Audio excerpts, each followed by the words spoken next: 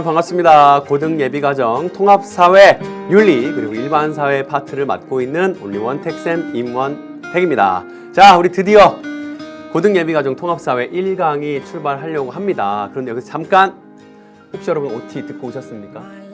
혹시 안 듣고 오셨다면 지금 잠깐 스탑하신 다음에 1강 전에 있는 OT 듣고 오시는 게 여러분한테 훨씬 도움이 됩니다. OT에 보시면은 이 30강의 강좌가 어떻게 구성되어 있는지, 통합사회라는 과목은 도대체 뭔지, 왜 중요한지, 그 다음에 선생님의 강의, 우리 진웅쌤의 강의는 어떻게 진행되는지가 잘 설명이 되어 있습니다. 시간 낭비 절대 아닙니다, 여러분들. 1강 들어가기 전에 꼭 체크하셔야 되는 중요한 내용들이니까요.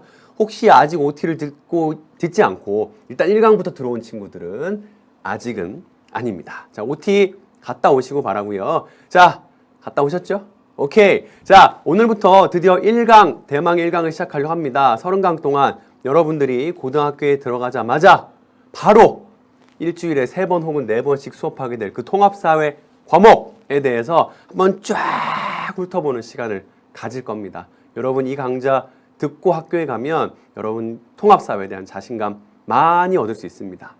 준비되셨죠? 오케이. 시작하겠습니다. 오늘 1강입니다. 우리 교재 첫 번째 강이고요. 몇 쪽이냐면 6쪽을 펴시면 될 것 같습니다. 오늘 1강 제목 뭡니까? 나와라! 좋습니다. 인간, 사회, 그리고 환경을 바라보는 시각입니다. 이 주제를 가지고 오늘 50분 동안 풀어볼 건데 몇 분 동안요? 그렇지. 50분 동안 풀어볼 거야. 여러분 중학교 때 몇 분 수업이었습니까? 학교에서? 45분. 고등학교는 50분입니다. 5분 별거 아니지 싶지만 처음에는 적응하기 되게 어렵다니네. 왜냐하면 이 몸이 45분에 맞춰져 있다 보니까 45분쯤 되면 몸이 근질근질 거려요. 엉덩이가 들썩들썩 거려. 처음에 그렇습니다. 적응하는 데 시간이 좀 걸리거든요. 자, 힘내시고요. 50분 강좌 쫙쫙 지나가 보겠습니다. 오늘의 키워드는 얘네들이에요. 나와라! 빠밤! 좋습니다. 뭐 나왔죠? 시간적 관점이 나왔네. 그 다음 공간적 관점 나왔고, 사회적 관점 나왔고, 윤리적 관점 나오고, 통합적 관점 나왔습니다. 오늘 이 관점들에 대해서 하나하나 담아가는 게 우리들의 핵심입니다. 어떤 식의 내용이 나오는지, 그 다음 어떻게 문제를 해결해 나가야 될 건지에 대해서는 제가 확실하게 보장해 드릴 겁니다. 따라오십시오. 아시겠죠? 오케이. 그러면 본격적으로 오늘 우리 수업 들어가겠습니다. 뭐야 이거. 화살표. 이 뭐죠? 네, 앞으로 선생님과 공부하는 여러분들은 매강 할 때마다 이거 하고 들어가야 됩니다. 바로 성공구호입니다. 뭐라고요? 성공구호. 선생님이 10년 정도 된 것 같아요. 학교에서 매일 아침 조회 시간마다, 그 다음에 매번 수업할 때마다 수업 시작하기 전에 우리 친구들과 함께 이 성공의 구호를 외치고 시작합니다. 간단합니다. 이거 외치고 들어가는 거예요. 별거 아닐 수 있어요. 하지만 여러분들, 이런 마음을 갖고 사는 사람, 그렇지 않은 사람의 10년 후, 20년 후, 30년 후 인생은 달라질 수 있습니다. 여러분들. 작은 것 같지만 여러분에게 습관을 만들어주고 싶어요. 언제나 여러분에게 잘 보이는 곳에 써붙여 놓고 항상 조금씩이라도 작은 목소리라도 외쳤으면 하는 바람입니다. 손가락이 오그라들거든요. 처음에는. 그러면 이렇게 시작하면 돼요. 이렇게. 손가락을 오그린 다음에 시작하면 돼. 아시겠죠? 그럼 더 이상 오그라들 손가락이 없잖아. 그지? 오케이. 이렇게 하는 겁니다. 성공구호 갑니다. 준비. 딱. 자, 선생님 먼저 선창하면 여러분 따라하는 거예요. 함께 갑니다. 난 할 수 있다. 난 최고다. 오늘은 반드시 좋은 일이 생긴다. 이겁니다. 아시겠죠? 큰 목소리 내기 조금 창피하면 작은 목소리도 괜찮으니까 중얼중얼 거리는 게 중요합니다. 왜냐하면 내가 말하는 걸 들어야 돼. 내가 나한테 해주는 격려와 칭찬이야. 요거를 내가 들어야 효과가 생기는 겁니다. 아시겠죠? 앞으로 매 강마다 이렇게 성공구호를 함께 하면서 들어갈 겁니다. 됐나요? 좋습니다. 그러면 자, 이제 OT 보고 오셨으니까 선생님의 강의가 어떻게 진행되죠? 첫 번째는 올챙이의 기억, 두 번째는 개굴개굴, 세 번째는 흥이 나는 문제 풀이죠? 이제 개굴개굴로 들어갑니다. 올챙이군요. 그렇죠. 오늘은요, 여러분들이 중학교 때 배웠던 내용이 들어와 있지 않습니다. 여러분들이 오늘 배우는 내용들은 중학교 때 다루지 않았던 내용이에요. 그렇죠. 그래서 오늘은 바로바로 개굴개굴로 들어가겠습니다. 가보죠. 개굴개굴. 자, 먼저 여러분에게 뭘 소개해 드릴 거냐면요. 관점이라는 것부터 한번 소개를 드리려고 합니다. 오늘 여러분들이 아까 키워드에서 봤던 게 뭐지? 시간적 관점? 윤리적 관점? 맞아. 통합적 관점. 이런 것들 나온단 말이야. 그지? 그럼 도대체 관점이란 게 뭐냐? 사실 중학교에서는 다루지 않거든요. 고등학교에 오자마자 사회 시간에 관점부터 배우게 됩니다. 이거 한번 보시죠. 이 그림. 어디선가 한 번쯤은 여러분 봤을 법해요. 뭘로 보입니까? 오케이. 높아. 할머니 보이죠? 나 보여. 할머니 보여. 할머니만 보입니까? 그렇지. 누구도 보여. 약간 젊은 여자인데 약간 뒷모습이야. 고개 약간 이렇게 돌아갔어. 맞지? 있잖아. 있죠. 약간 뒷모습 목이잖아. 할머니는 이렇게 할머니 입이잖아. 이렇게 눈이고. 그치? 어떻게 보느냐에 따라서 달리 보이는 이 그림. 같은 그림인데 왜 다르게 보이나요? 그게 바로 관점의 차이 때문이야. 다음 그림 보겠습니다. 이 그림 봐봐. 많이 봤죠? 뭘로 보여? 그렇지.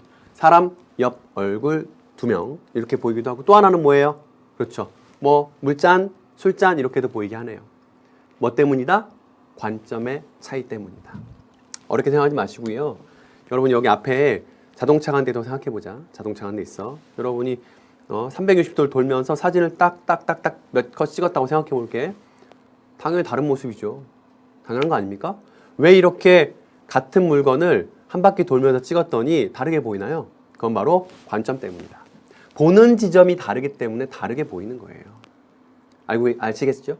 그죠? 오케이. 자, 앞으로 우리가 배울 내용들은요. 사회 현상들에 대한 이야기입니다. 이러한 사회 현상들을 바라볼 때 어떠한 관점에서 바라봐야 되는지에 대해서 하나씩 나올 건데 오늘의 핵심적인 내용이 바로 그거예요. 자, 생각해보세요. 여러분들 1강입니다. 통합사회 가장 앞에 나오는 내용이야. 관점. 시간적 관점부터 통합적 관점까지. 굉장히 중요한 내용이고요. 선생님이 2018년도에 모의고사를 쭉 해설 강의해왔습니다. 통합사회를. 항상 1번 문제였어. 1번 문제, 관점의 문제. 오늘 배우는 내용입니다. 가볼까요? 오케이. 자, 본격적으로 여러분들 우리 6페이지 문제 한번 보겠습니다. 6페이지. 자, 인간, 사회, 환경을 바라보는 여러 가지 관점이에요. 자, 시, 공, 사, 윤입니다. 먼저 시간적 관점 가겠습니다. 자, 빨간색 준비해. 빨간색 준비하세요. 어디에다 동그라미 치고 갈 거냐면 동그라미 쳐도 밑쳐도 상관없어. 시대적 배경과 맥락, 이게 가장 키포인트야. 오케이. 어디라고? 시대적 배경과 맥락, 이게 바로 키포인트야. 과거부터 현재의 모습이 있기까지의 변화 과정을 따라가면서 어떤 현상이 나타나게 된 뭐라고? 시대적 배경과 맥락이라고. 이거에 대한 이해를 바탕으로 현상을 살펴보는 거라고 되어 있습니다. 그 다음 빨간색으로 또 하나 밑줄 칩니다. 이겁니다. 과거부터 현재까지. 과거부터 현재까지. 어떤 현상을 바라보기 위해서 과거를 살펴보는 게 바로 시간적 관점이에요. 다시 얘기합니다. 어떤 현상을 바라보기 위해서 과거를 바라보는 게 시간적 관점이야. 그래서 과거에서 현재까지 어떤 방식으로 변화해 왔는지, 이게 어떤 시대적 배경과 맥락이 있는지를 따지는 게 바로 시간적 관점입니다. 이따 사례를 통해 볼게요. 자, 이번에는요, 공간적 관점입니다. 두 번째 공간적 관점에 동그라미 쳐야 돼. 동그라미. 그 다음, 어디에다 별표 붙여야 되고 밑줄 쳐야 되나 한번 적어보겠습니다. 바로 뭐냐면, 여기야. 공간정보. 공간정보.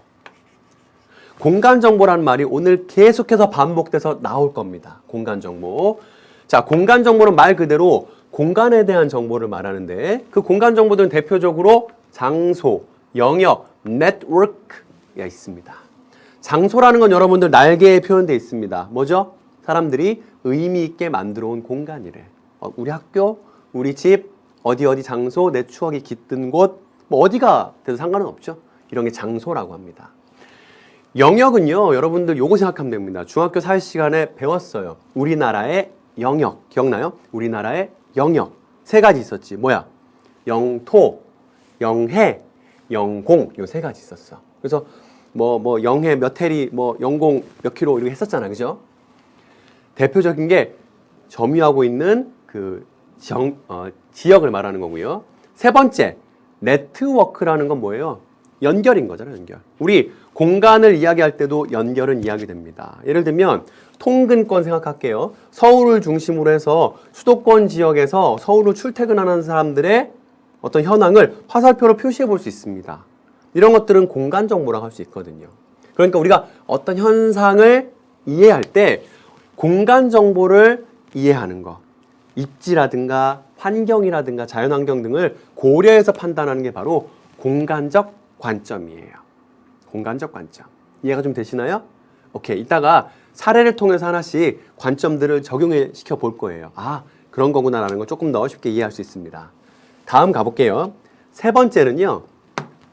사회적 관점이에요. 사회적 관점 동그라미 치고 사회적 관점. 자, 빨간색 밑줄은 여기 들어갑니다. 어디야? 사회 구조와 사회 제도. 여기 들어갈 거야. 사회 구조와 사회 제도. 그래서 개인의 행동이 개인을 둘러싼 구조나 제도의 영향을 많이 받는다는 점을 고려한다. 무슨 말이죠? 띠루리루리루리루리루 학교에서 종이 막 쳐. 그러면 복도에 나와 있던 친구들이, 화장실 갔던 친구들이 얼른 교실에 막 들어갑니다. 거꾸로 종 끝나는 종 띠루리루 치면 어떻게 돼? 다 나오죠. 이게 바로 사회 구조야. 선생님 너무 쉽게 설명하는 거 아니에요? 맞아, 그게 사회 구조야. 왜? 학생들의 행위는 그 종소리에, 그 약속에 영향을 받고 있어요. 선생님들도 마찬가지고요. 그죠? 사회 구조입니다. 여러분들이, 개인들이 어떤 행동을 하게끔 어떤 틀이 만들어져 있는 거야. 이런 걸 바로 사회 구조라고 해요. 또 예를 들어 이런 거 있습니다. 미국에 있는 초등학생들한테 그 직업 희망 순위를 받고요. 한국에 있는 초등학생들의 희망 직업 순위를 쭉 받아보면 달라요. 우리나라 같은 경우는 교사가 인기가 많고요. 그 다음에 최근 데이터에 따르면 5등 안에 유튜버가 올라왔어. 유튜버, 크리에이터. 유튜버가 굉장히 인기 직업으로 올라왔다고 합니다. 미국 초등학생들의 1위는요. 부동으로 소방관이에요. 소방관.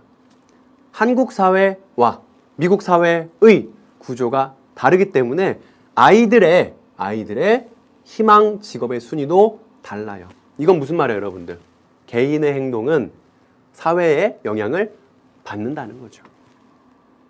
한편 사회 제도는 뭔가? 사회 제도는 말 그대로 여러분 교육제도 생각하시면 됩니다. 여러분들이 이제 고등학교 들어가잖아요. 그죠? 고등학교 3년을 하게 되잖아요. 끝나면 대학에 입학하잖아요. 이런 거 다 교육제도입니다. 이런 제도들이 개인에게 영향을 주죠. 그거에 대한 포인트를 두고 현상을 보는 게 바로 사회적 관점이에요. 아시겠어요? 사회 구조나 제도가 개인에게 영향을 준다. 이게 포인트입니다. 됐나요? 오케이. 마지막 윤리적 관점 갑니다. 윤리적 관점 동그라미 치시고요. 여기다는 어디에 밑줄 별표냐면 여기야. 도덕적 가치 판단과 규범적인 방향성. 이게 포인트야. 여기다 밑줄 쳐. 인간 행위에 대해서 좋고 나쁨 또는 옳고 그름, 그 다음 아름다움, 추함 이런 것들을 따지는 게 바로 가치의 문제죠. 그런데 이런 가치의 문제에 포인트를 두는 게 바로 윤리적 관점입니다. 도덕적 가치 판단, 또 규범적 방향성, 어떠해야 된다라는 것들. 이런 거에 대한 포인트를 두고 접근하는 게 윤리적 관점이에요.